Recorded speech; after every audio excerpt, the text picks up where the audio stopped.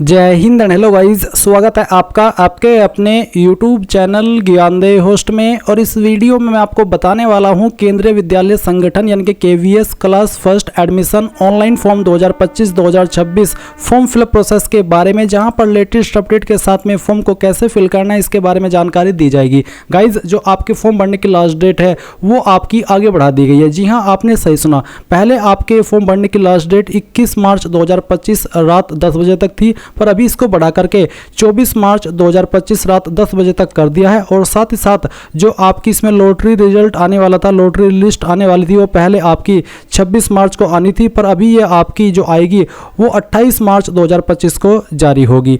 And यहाँ पर आप देख सकते हैं रीजन नेम और उसका जो रिवाइज्ड स्केड्यूल है वो भी आपके सामने है। लॉटरी टाइम आपको यहाँ पर बताया, draw of lots slot for Balvatika first and 3 28 March 2025। इसमें आप देख सकते हैं मुंबई, गुवाहाटी, सिलचर, तिनसुकिया इन रीजन के लिए कितने बजे आएगी उसकी पूरी डिटेल आपको यहाँ पर दी गई है। अब बात करते हैं कि कैसे आपको इसमें इस लास्ट डेट अपडेट के साथ में फॉर्म को फिल करना है। तो वीडियो को आपको पूरा देखना है, और अगर आपने अभी तक वीडियो को लाइक शेयर नहीं किया कर दीजिएगा, साथ ही साथ चैनल को सब्सक्राइब कर लीजिएगा। फिर जो लिंक मैंने वीडियो के डिस्क्रिप्शन में दिया है आप ओपन करेंगे। ओपन करने के बाद में आपके सामने यहाँ पर एलिजिबिलिटी की इन्फॉर्मेशन आएगी, जहाँ पर जानने को मिलेगा कि इसमें आपकी जो मिनिमम एज लिमिट है वो 6 साल है, और 1 अप्रैल 2025 तक एज काउंट की जाएगी। किसी भी बच्चे से एप्लीकेशन फीस नहीं ली जा रही है। तो आप ये सभी इन्फॉर्मेशन चेक करने के बाद में इंपॉर्टेंट लिंक के सेक्शन में आएंगे और apply online register link for class first इसके ऊपर क्लिक करेंगे। आपके सामने वाला इंटरफेस आएगा, जैसे कि आप वीडियो में देख सकते हैं। यहाँ पर आप एक बार फिर से इन इंस्ट्रक्शंस को चेक कर लीजिएगा अच्छे से, और अगर आपको हिंदी में देखने हैं तो आप हिंदी के सेक्शन के ऊपर क्लिक करके हिंदी के सेक्शन से भी पूरी की पूरी जानकारी चेक कर सकते हैं। इसके बाद आप यहाँ पर नीचे की तरफ आएंगे और I have carefully gone through all section and sub section इसके ऊपर टिक करेंगे। एंड देन गाइज आपको प्रोसीड के ऊपर क्लिक करना है। प्रोसीड पर क्लिक करने के बाद आपके सामने कुछ ऐसा इंटरफेस आ जाएगा।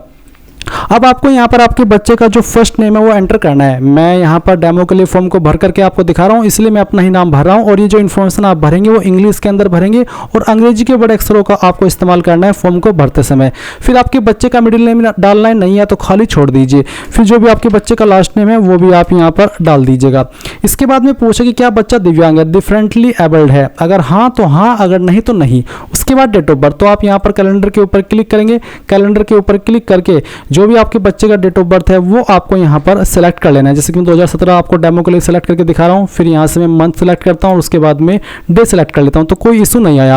और नीचे आपको बोला भी है कि birth date should be between 1 April 2017 to 1 April 2019 for CWSN differently, यानी कि जो नॉर्मल कैंडिडेट है, फ्रेशर कैंडिडेट जिनको आप कह सकते हैं, जिनको कोई किसी भी प्रकार की छूट नहीं मिल रही है, उनका जो डेट ऑफ बर्थ है बच्चों का वो 1 अप्रैल 2017 से लेकर के 1 अप्रैल 2019 के बीच में अगर है तो ही इसमें एज के अकॉर्डिंग अप्लाई करने के लिए एलिजिबल है। और जो डिफरेंटली एबल्ड है यानी कि जो दिव्यांग है, उनको यहाँ पर थोड़ी सी छूट है, यानी कि उनका जन्म अगर 1 अप्रैल 2015 से लेकर के 1 अप्रैल 2019 के बीच में है तो वो तब भी अप्लाई कर सकते हैं। ऊपर वाली डेट जो नॉर्मल कैंडिडेट है, स्वस्थ बच्चे हैं जो डिफरेंटली एबल्ड नहीं है, उनके ऊपर लागू हो रही है। इसलिए चीज़ आपको ध्यान में रखनी है। अगर आपके बच्चे का DOB इस DOB से लेकर के इस DOB के बीच में है तो ही आप यहाँ पर इस फॉर्म को आगे फिल कर पाएंगे।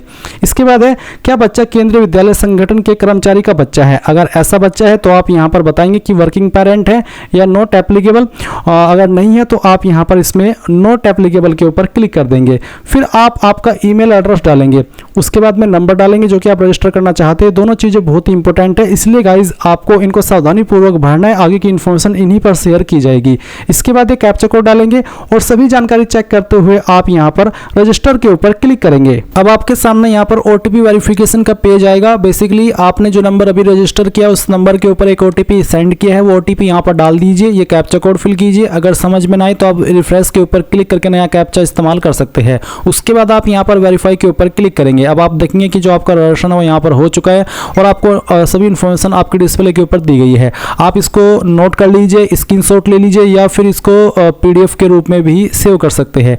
और जब ये आप इसको सेव कर ले, आप प्रिंट के ऊपर क्लिक करके उसके बाद आप यहाँ पर क्लिक हियर इसके ऊपर क्लिक करेंगे। देन आपके सामने यहाँ पर लॉगिन का पेज आएगा। अभी आप यहाँ पर जो लॉगिन कोड आपको मिला है अभी आपके डिस्प्ले के ऊपर, वो यहाँ पर डालेंगे। जो डेट ऑफ बर्थ अभी आपने इसमें भरी वो डेट ऑफ बर्थ आप यहाँ पर सिलेक्ट कर लेंगे, और फिर आपने जो नंबर रजिस्टर किया है वो नंबर यहाँ पर डालेंगे। करेंगे, ये कैप्चा कोड फिल करेंगे और लॉगिन के ऊपर क्लिक करेंगे। अब आपके सामने यहाँ पर कुछ ऐसा इंटरफेस आएगा। यहाँ पर जो भी आपने राशन के अंदर जानकारी भरी वो दी हुई है और कुछ जानकारी अभी आप यहाँ पर भरेंगे। जैसे कि यहाँ पर आपको आपका जेंडर सेलेक्ट कर लेना है, मेल, फीमेल या थर्ड जेंडर, तो जो भी है वो आप सेलेक्ट कर लीजिएगा। फिर आता है परिवार का आय वर्ग, फैमिली इनकम ग्रुप क्या है, कम आय वर्ग के अंतर्गत नहीं है, do not belong to low income group, या फिर आर्थिक रूप से कमजोर वर्ग यानी कि इकोनॉमिकली वीकर सेक्शन से आते हैं, या फिर गरीबी रेखा से नीचे बीपीएल, बिलो पॉवर्टी लाइन, तो इनमें से आप किस कैटेगरी में आते हैं। तो जो भी आपकी कास्ट कैटेगरी है इनमें से वो आपको सेलेक्ट कर लीजिए। मान लीजिए आप यहाँ पर ईडब्ल्यूएस कैटेगरी से आते हैं तो फिर आप ईडब्ल्यूएस सेलेक्ट करेंगे और उसके बाद में यहाँ पर आपको ईडब्ल्यूएस या फिर बीपीएल प्रमाण पत्र क्रमांक, यानी कि अगर आप बीपीएल सेलेक्ट करते हैं तो भी आपके सामने सेम इंटरफेस रहेगा और इसमें भी आपको इसी तरह से जानकारी भरनी होगी। यानी कि आपको अगर आप ईडब्ल्यूएस सेलेक्ट किया तो बताना है ईडब्ल्यूएस प्रमाण पत्र क्रमांक, और अगर आप बीपीएल कैंडिडेट है तो आपको यहाँ पर बीपीएल प्रमाण पत्र क्रमांक देना होगा। उसके बाद में बीपीएल प्रमाण पत्र जारी करने की तारीख या फिर ईडब्ल्यूएस प्रमाण पत्र जारी करने की तारीख क्या है वो आपको बतानी होगी। साथ ही साथ जो आपका प्रमाण पत्र है जारीकर्ता प्राधिकरण कौन सी अथॉरिटी ने जारी किया है, ये सर्टिफिकेट जनरली आपके तहसीलदार, नायब तहसीलदार ये जारी करते हैं। आपको आपका सर्टिफिकेट चेक करना है और जहां पर उस पर मोहर लगी हुई होती है वहीं पर सक्षम अधिकारी के बाद में स्लैश के बाद में लिखा होता है कि कौन सी पोस्ट के अधिकारी ने इसको जारी किया है। ये आपको आपका सर्टिफिकेट चेक करना है और उसी के ऊपर देखने को मिलेगा और फिर उसी अथॉरिटी को आपको यहाँ पर लिख देना है। उसके बाद कास्ट कैटेगरी आपकी क्या है, जनरल, ओबीसी, क्रीमी या OBC non creamy layer, SC ST, जो भी है वो आप सेलेक्ट कर लीजिएगा। अगर आप जनरल है तो जनरल सेलेक्ट कर सकते हैं, एससी है तो एससी, और जो भी बेसिकली है वो आपको यहाँ पर सेलेक्ट करनी होगी। उसके बाद गाइज आपका जो ब्लड ग्रुप है वो बताना है। अगर आपको ब्लड ग्रुप नहीं पता तो आप चूज ब्लड ग्रुप के ऊपर रहने देंगे, पर अगर आपको ब्लड ग्रुप पता है आपके बच्चे का तो वो आप यहाँ पर सिलेक्ट कर लीजिएगा। इसके बाद सभी जानकारी चेक करते हुए आप नेक्स्ट के ऊपर क्लिक करेंगे। अब आपके सामने यहाँ पर पेरेंट डिटेल आती है तो आपको यहाँ पर पेरेंट की इन्फॉर्मेशन भरनी है। अच्छे से जानकारी भरिएगा समझने के बाद में। तो सबसे पहले यहाँ पर आता है माता का विवरण, तो आपको शीर्षक बताना है मिस्टर, मिसिज, एमआरएस या फिर लेट, तो जो भी है वो आप यहाँ पर सिलेक्ट कर लीजिएगा। इसके बाद में गाइज आप देखेंगे टाइटल, तो आप सॉरी इस तरफ फादर का है, पहले आप मदर का भर लीजिए।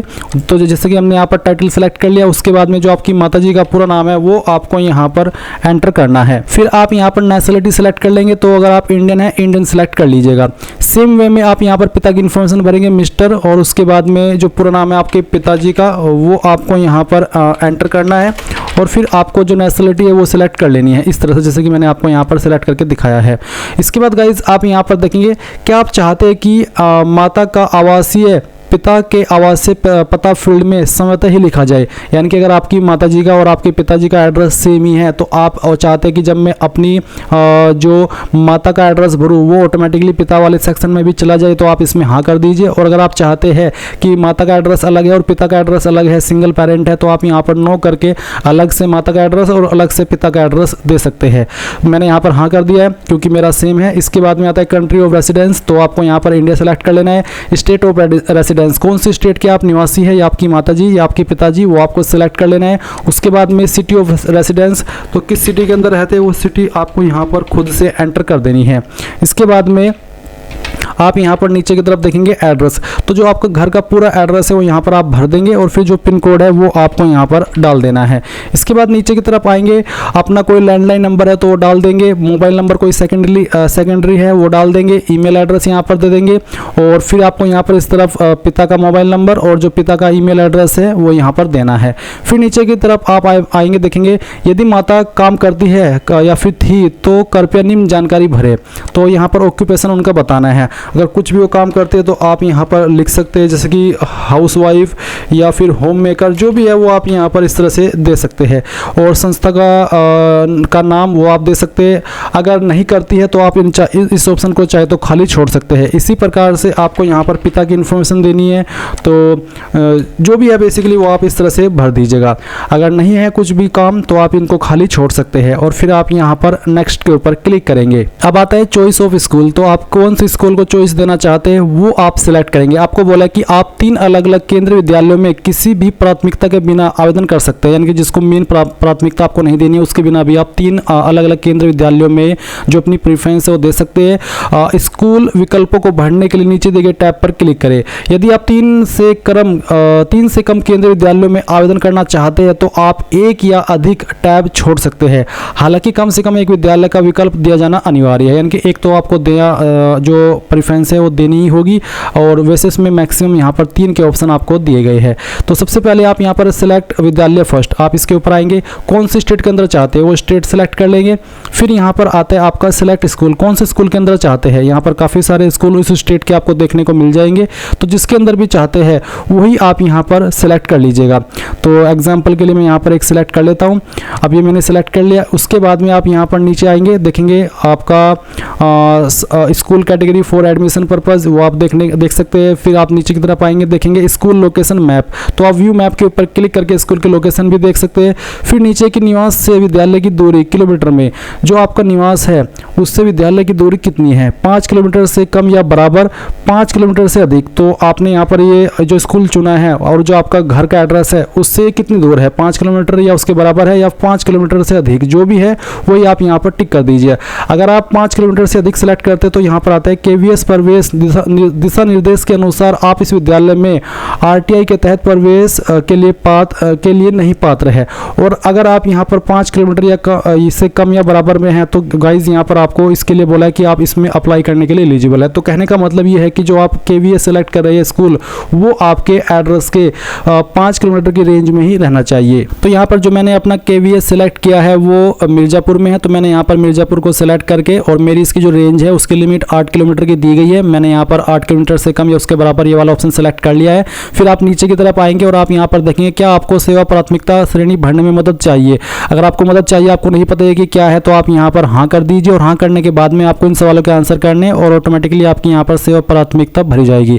जैसे कि पिता माता का एम्प्लॉयर चुने, तो आप चूज एम्प्लॉयर के ऊपर क्लिक करेंगे और बताएंगे कि आपके पिता इनमें से किस लाइन में है, जैसे कि एडवोकेट है, AIIMS, air India, all India radio, anganwadi, बाल भवन, तो इनमें से किस डिपार्टमेंट में है। आपको कहाँ यहाँ पर काफ़ी सारे जो ऑप्शन है वो देखने को मिल रहे हैं। यहाँ पर तिहाड़ जेल का भी ऑप्शन है, तो इसमें जैसे कि जो भी फील्ड में आपके माता है, आपके पिता है, वो आपको सिलेक्ट कर लेना है। तो चलिए एग्जाम्पल के लिए मैं यहाँ पर आपको एक सिलेक्ट करके दिखाता हूँ। तो चलिए मैं यहाँ पर सिलेक्ट कर लेता हूँ एडवोकेट।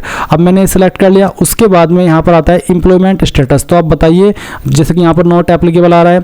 अगर मैं यहाँ पर इसके अलावा कुछ और सिलेक्ट करता हूँ, मान लीजिए आंगनवाड़ी सिलेक्ट करता हूँ तो भी यहाँ पर नॉट एप्लीकेबल है। कोई और कंपनी सेलेक्ट करता हूँ तो यहाँ पर आता है सर्विंग परमानेंट। तो बेसिकली जो भी आप यहाँ पर ये जो फील्ड है या फिर जो कंपनी नेम है वो सिलेक्ट कर रहे हैं, उसके अकॉर्डिंग उस पर जो चीज़ एप्लीकेबल हो रही है वो आपको यहाँ पर इस वाले ऑप्शन में चूज एम्प्लॉयमेंट स्टेटस में देखने को मिलेगी। क्योंकि मैंने यहाँ पर अलग अलग ऑप्शन सेलेक्ट करके दिखे, कुछ में NA आ रहा है और कुछ में यहाँ पर पोस्ट का नाम आ रहा है। तो जैसे कि चलिए मैं ये सिलेक्ट कर लेता हूँ।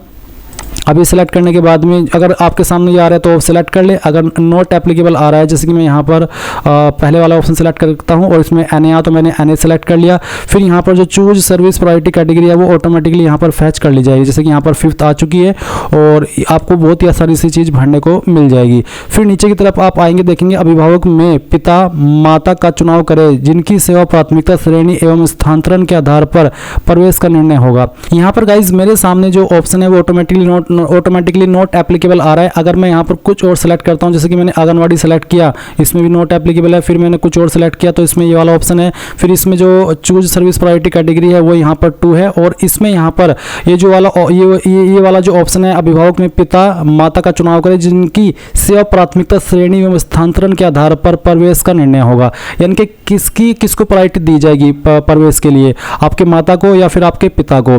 तो जो भी है वो आप यहाँ पर सिलेक्ट कर लीजिए। अगर मदर तो फिर पूछे कि यदि चयनित माता पिता का पिछले 7 वर्षों में स्थानांतरण हुआ है तो आप यहाँ पर यस करेंगे, अगर नहीं हुआ है तो आप नो कर देंगे और उसके बाद नेक्स्ट के ऊपर क्लिक कर देंगे। तो ये जानकारी आपको बहुत ही सावधानी से भरनी है। जैसे कि मैं यहाँ पर इसको नेक्स्ट कर देता हूँ। नेक्स्ट करने के बाद में यहाँ पर आप अपलोड डॉक्यूमेंट के सेक्शन पर आ जाएंगे। पर अगर गाइज अभी आप इसमें दूसरे वाले केवीएस को प्रेफरेंस देना चाहते तो आप सिलेक्ट विद्यालय 2 इस वाले ऑप्शन पर आएंगे और सेम वे में जैसे कि अभी आपने ये वाली प्रेफरेंस भरी वो प्रेफरेंस भी दे दीजिएगा। और फिर इसी प्रकार से आप 3 प्रेफरेंस मैक्सिमम दे सकते हैं और कम से कम आप एक देख सकते हैं। तो मैंने एक ही दी है, मैं एक देने के बाद यहाँ पर नेक्स्ट कर देता हूँ। और फिर यहाँ पर आता है proof of date of birth of the child. बच्चे का जो proof of date of birth है वो आपको देना होगा। इसमें आप बर्थ सर्टिफिकेट दे सकते हैं या फिर जो स्कूल का जो भी सर्टिफिकेट है जिस पर बच्चे की डेट ऑफ बर्थ है, या जैसे कि ID कार्ड होता है बच्चे का, वो आप दे सकते हैं। फॉर्मेट PDF का और JPG का चल जाएगा। साइज 256 KB से कम रहना चाहिए। तो आप चूज फाइल के ऊपर क्लिक करेंगे और जहाँ पर भी फाइल है वो आपको सेलेक्ट कर लेनी है। मैं ये डेमो के लिए भरा हूँ तो मैं एक रैंडम फाइल सेलेक्ट करता हूँ। फिर आपको अपलोड के ऊपर क्लिक करना है, आपकी फाइल अपलोड हो जाएगी। व्यू के ऊपर क्लिक करके आप उसको व्यू कर सकते हैं। अब आपको बच्चे का पासपोर्ट साइज फोटो अपलोड करना है। ये फोटो भी आपको यहाँ पर रंगीन वाला अपलोड करना होगा। तो जैसे कि मैंने कहा कि मैं फॉर्म डेमो के लिए भर रहा हूँ तो मैं एक रैंडम फाइल यहाँ पर इसमें अपलोड करने वाला हूँ। तो चलिए फाइल सेलेक्ट करता हूँ, ओपन करता हूँ, फिर अपलोड के ऊपर क्लिक करता हूँ और फाइल यहाँ पर अपलोड हो चुकी है। व्यू के ऊपर क्लिक करके आप व्यू कर सकते हैं। यहाँ पर यदि विद्यालय द्वारा प्रवेश की पेशकश की जाती है तो तब प्रवेश के समय निम्नलिखित दस्तावेज विद्यालय के समक्ष प्रस्तुत करने होंगे। ये सभी डॉक्यूमेंट्स आपको तैयार करने होंगे। अगर आप इसमें शॉर्ट लिस्ट हो जाते हैं तो ये सभी डॉक्यूमेंट्स तैयार रख लीजिएगा। फिर आप नेक्स्ट के ऊपर क्लिक करेंगे, डिक्लेरेशन आएगा, यहाँ पर टिक करेंगे। इसके बाद में यहाँ पर आपको इसमें टिक करने के बाद में सेव टू प्रीव्यू इसके ऊपर क्लिक करना है। आपका प्रीव्यू हो चुका है। फिर आप प्रीव्यू के ऊपर क्लिक करेंगे, जो भी जानकारी भरी है उन सभी को आप चेक कर लेंगे और उसके बाद में गाइज आप सबमिट एप्लीकेशन इसके ऊपर क्लिक करेंगे और यहाँ से आप यस सबमिट इसके ऊपर क्लिक कर दीजिए। फिर आपके नंबर के ऊपर अगेन एक OTP सेंड किया जाएगा। जब तक आप ये OTP यहाँ पर नहीं डालेंगे तब तक आपका फॉर्म फाइनल सबमिट नहीं होगा। तो आप क्या वेरीफाई OTP कर दीजिए। OTP डालने के बाद आपका फॉर्म फाइनल सबमिट हो चुका है। प्रिंट एप्लीकेशन के ऊपर क्लिक कीजिए। अगर आपके पास प्रिंटर नहीं है तो प्रिंट एप्लीकेशन के ऊपर क्लिक करके यहाँ से इसको PDF के रूप में सेव कर लीजिए और बाद में प्रिंट करा लीजिएगा। सो गाइज इस तरह से आप लोग केंद्रीय विद्यालय class first admission online form 2025-2026 भरेंगे। Thanks for watching. जय हिंद।